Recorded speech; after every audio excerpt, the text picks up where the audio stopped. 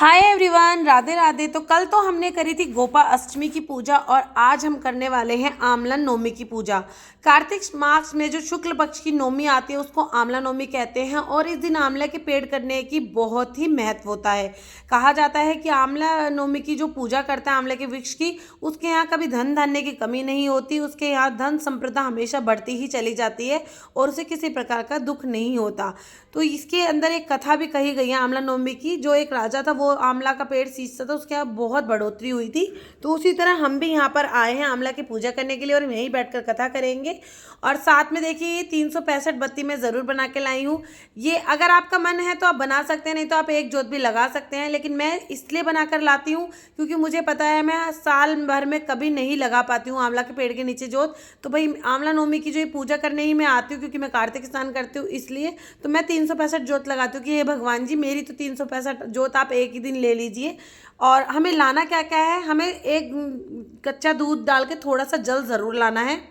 आंवले के पेड़ को 5 7 या 9 बार आप उस जल से सींचिए। उसके बाद हमने कलावा वस्त्र स्वरूपी बाबा को यहाँ इस पेड़ पर ज़रूर चढ़ाना है। तिलक करके हमें चावल चढ़ाने हैं और जो हमारी 365 जोत है ना उसमें हमें तिल ज़रूर डालने हैं। कहते हैं जितने तिल चटकेंगे उतने हमारे कष्ट मिटेंगे।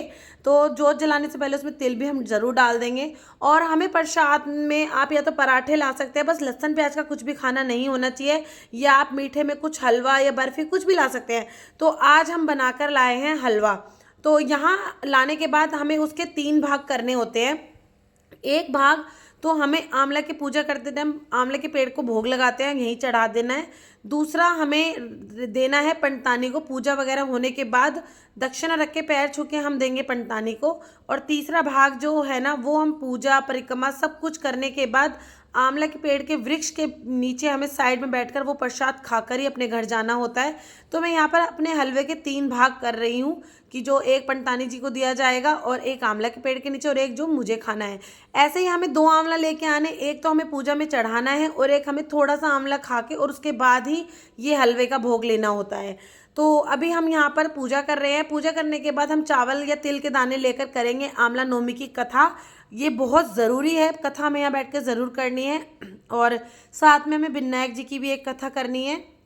कथा करने के बाद हमें यहाँ पर लगानी है परिक्रमा। परिक्रमा की संख्या आप अपनी मर्जी या अपने हिसाब से रख सकते हैं। अगर आपको चक्कर वगैरह आते हैं तो कम कर लीजिए, नहीं तो आप कम से कम 9 तो ज़रूर लगाना।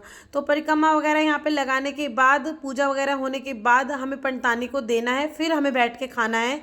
ऐसा नहीं है कि रख दे बाद में दे देंगे चलते टाइम, नहीं, पहले पंडतानी जी को देकर पैर छूकर उसके बाद हमें साइड में खाना है। और कहते हैं कि कोई भी पूजा पाठ अगर आप कहीं घर में या फिर किसी बगीचे में करते हैं उसका फल अलग है, और आप मंदिर में जाकर करते हैं ना तो उसका फल अलग होता है। क्योंकि मंदिर में जो भी चीज़ होती है वो मंत्रों से और बड़ी पूजा पाठ के साथ स्थापित की जाती है, तो उनका तो महत्व बहुत ज़्यादा होता है। और मंदिर में किया गया कोई भी कार्य, पूजा हो या आप कुछ भी करते हैं ना, दान धर्म कुछ भी, उसका फल आपको 100 गुना बढ़कर मिलता है। इसीलिए हम आज आंवला नवमी की पूजा करने के लिए, आंवले के पेड़ की पूजा करने के लिए मंदिर में ही आए हैं और यहाँ पर हम कर रहे हैं पूजा। और इसके बाद हम करेंगे परिक्रमा। और परिक्रमा आप या तो कुछ भी बोलकर कर सकते हैं और नहीं तो सरल मंत्र एक वही है, श्री कृष्ण गोविंद हरे मुरारी हे नाथ नारायण वासुदेवा। तो श्री भगवान का नाम लेते लेते हम आंवला की इस तरह से परिक्रमा कर लेंगे। और हमने तो 9 परिक्रमा लगा ली थी। उसके बाद बाबा की जोत वगैरह हमने पहले प्रज्वलित कर दी थी क्योंकि कथा करनी थी और कथा ज़रूर करनी है आपको। अगर आपको कथा नहीं आती तो आजकल बहुत सारी किताबें वगैरह हैं, उनमें भी आपको मिल जाती है। और नहीं तो मंदिर में पंडित जी होते हैं, वो आपको ज़रूर सुना देंगे। उसके बाद हमने दिया पंडतानी जी को, फिर हमने खाया और फिर हम चले गए थे घर।